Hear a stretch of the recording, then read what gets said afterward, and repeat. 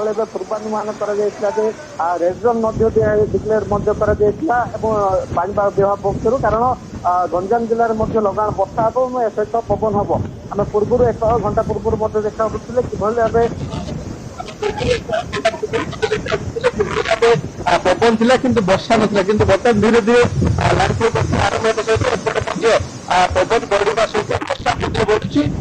ଦେଖିପାରୁଥିବେ ପବନ ସହିତ ବର୍ଷା ମଧ୍ୟ ପଡୁଛି ଏବଂ ଯଦି ସମୁଦ୍ରର ସେପଟେ ଗର୍ଜନ ସହିତ ଲହଡି ମଧ୍ୟ ଧୀରେ ଧୀରେ ବଢୁଛି। ଅନ୍ୟପଟେ ଜିଲ୍ଲା ପ୍ରଶାସନ ଠାରୁ ଆରମ୍ଭ କରି ଅଗ୍ନିଶମ ବିଭାଗର ଅଧିକାରୀ ମାନେ ମଧ୍ୟ ସମ୍ପୂର୍ଣ୍ଣ ଭାବେ ନିୟୋଜିତ ଅଛନ୍ତି ଏବଂ ଏ ସହିତ ଯୋଉ ରହିଛନ୍ତି ଏନ୍ଏସି ର ଗୋପାଳପୁର ଏନ୍ଏସି ର ଯୋଉମାନେ କର୍ମକର୍ତ୍ତା ରହିଛନ୍ତି ସେମାନେ ମଧ୍ୟ এই ବେଳାଭୂମିରେ ନିୟୋଜିତ ଅଛନ୍ତି। ରାତି ବଢିବା ସହିତ ବିପଦ ମଧ୍ୟ ବଢିପାରେ, ଅର୍ଥାତ୍ ଆମେ ଦେଖୁଛୁ ପୁରା ମୁତୟନ ଟିମ୍ ମୁତୟନ ଅଛନ୍ତି, ନଜର ରଖିଛନ୍ତି ଏବଂ କାଲି ମଧ୍ୟ ବେଶ ଗୁରୁତ୍ୱପୂର୍ଣ୍ଣ, କାଲି ମଧ୍ୟ ପ୍ରବଳ ବର୍ଷା ହେବାର ସମ୍ଭାବନା ରହିଛି ଯାହା ପାଣିପାଗ ବିଭାଗ ମଧ୍ୟ ଆକଳନ କରିଛି।